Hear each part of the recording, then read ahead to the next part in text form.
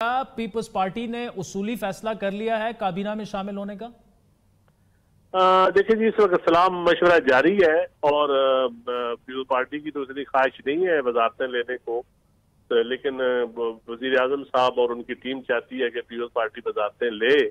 तो अभी तक वो मशावरत जारी है। भारत पीपल्स पार्टी की कोई ख्वाहिश नहीं है हुकूमत में आने की। ठीक है। और ये पार्टी का जो टारगेट था वो ये है, पहले इस हुकूमत को चलता करना और इंतखाबी इस्लाहात, ये पार्टी के दो ही टारगेट है और उसके बाद फिर फ्री एंड फेयर इलेक्शन। ठीक है। अगर चंद साहब, जो जरदारी सदर बनने की भी बातें हो रही हैं, क्या उस पर अभी तक कोई फाइनल फैसला हुआ हुकूमती जमातों में? लेकिन अभी तो फिर वो अलवी साहब ने, जो मैं समझता हूँ, मैं बड़ी इज्जत करता हूँ उनकी, लेकिन उन्होंने जो अपने आइन जो पढ़े उसकी वर्डिंग कि मैं कभी अपने गुस्से, अपने जाती फैसले, अपनी अना के ऊपर मुल्की मामलात में कभी तरजीह नहीं दूंगा, लेकिन उन्होंने आज हलफ ना लेकर प्राइम मिनिस्टर पाकिस्तान का, मैं समझता हूँ उन्होंने आइन से नाराज किया है और अब उनको खुद रिजाइन कर देना चाहिए या उनके खिलाफ इम्पीचमेंट जरूर होनी चाहिए। नहीं होनी तो चाहिए, ये तो आप कह रहे हैं, लेकिन क्या देखिए एक लॉजिक होता है ना जी, एक लॉजिक होता है किसी प्रेसिडेंट ऑफ पाकिस्तान के खिलाफ इम्पीचमेंट के लिए आपको कोई ग्राउंड चाहिए होती है, कोई इखलाकी तौर पर, कोई कानूनी तौर पर आपको पास कोई ग्राउंड हो तो आप इम्पीचमेंट कर सकते हैं। तो मेरे ख्याल ग्राउंड उन्होंने खुद दे दी है।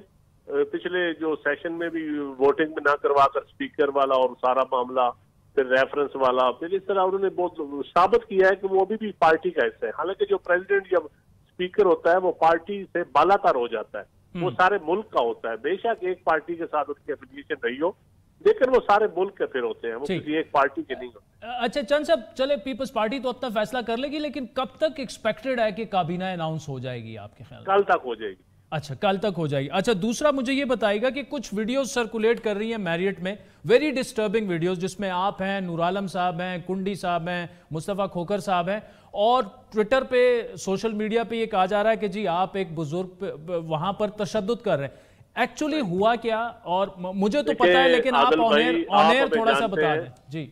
आप हमें जानते हैं किसी बुजुर्ग या किसी आम शहरी पे तशद्दुद करना ये एक बहुत को अच्छी बात नहीं होती जब किसी के साथ आप लड़ते हैं। लेकिन अगर आप बैठे हो, अफ्तारी कर रहे हो, आप रोजे में हो सारे, और अफ्तारी से 2 मिनट पहले आके एक जवान आदमी खड़ा होके आपको माँ बहनों की गालियां देनी शुरू कर दे, आपकी बेटियों को और आपकी बहनों को, और इसके बावजूद आप चुप कर जाएं कि रोजे का टाइम है, हम नहीं बोलेंगे। हमें पश्तो में उसने गाली दी, नूर आलम खान ने वो सिर्फ समझ आई नहीं, ये इसी बंदे ने दी इसी बंदे ने खड़े होकर हमारे टेबल के पास आकर, ठीक है, खड़े होकर गालियां दी माँ बहन की, और हमने पूछा। और उसके बाद जब वो अपने अफ्तारी, उस वक्त भी लड़ाई हो चली थी, लेकिन हम चुप करके बैठ गए कि अफ्तारी हो जाए।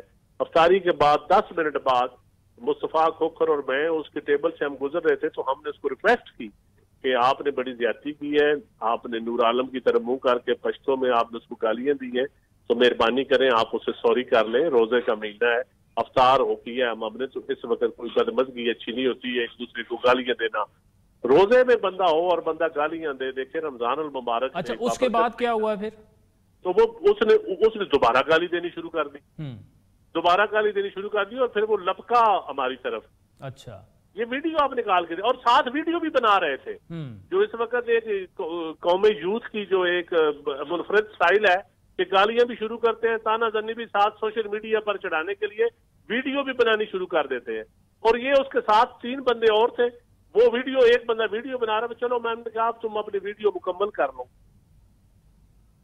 बना लो वीडियो भी वही बना रहे थे। नहीं, लेकिन ये तशद्दुद तक ये मामला क्यों पहुंचा? क्योंकि आप तो एटलीस्ट आप लोगों को सब्र कर मुजाहरा करना चाहिए थोड़ी बहुत, और इसके बावजूद हमने तो उसको छुड़वाया भी, लेकिन वहां बहुत सारे लोग थे जो गुस्से में थे, जिन्होंने सुनी थी गाली, खुसूसन पश्तो में जिन्होंने गालियां सुनी थी, वो भी ज्यादा गुस्से में थे वहां पे।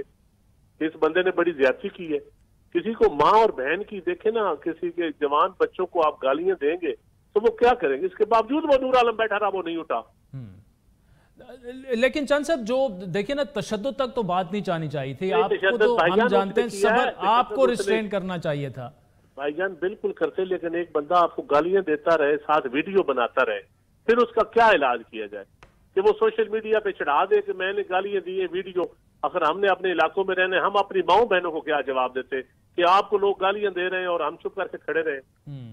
वैसे चंद साहब, ये जो मामला जिस तरफ जा रहा है, अगर देखिए नूर आलम के साथ ये तीसरा तकरीबन वाकया हो गया और इधर मैरियट नहीं होगा इंशाल्लाह। अच्छा, नहीं, इस्लामाबाद में तो नहीं होगा।